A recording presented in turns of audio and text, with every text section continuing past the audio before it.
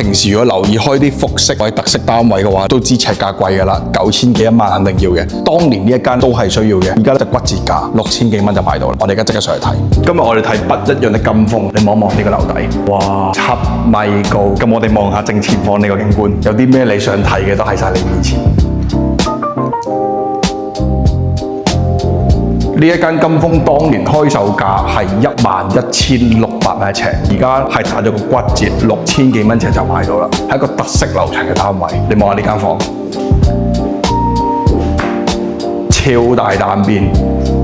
入邊仲有個套間嘅，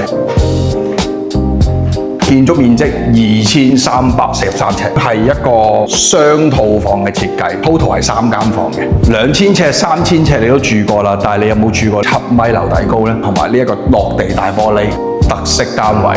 廚房好大，廚具都係啲高級牌子嘅。望埋其他空間先，呢邊有間細房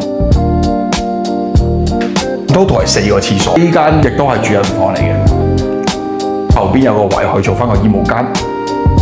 鏡頭前嘅你1平面嘅空間已經滿足唔到你想往上發展買呢啲7米樓底高特色大單位嘅話，呢一間方便就睇金峰南岸特色單位7米樓底高2343尺，骨折價6000幾蚊尺嘅啫。有興趣嘅話揾我 Oscar 約睇，升級睇豪宅奧斯卡地產，再見。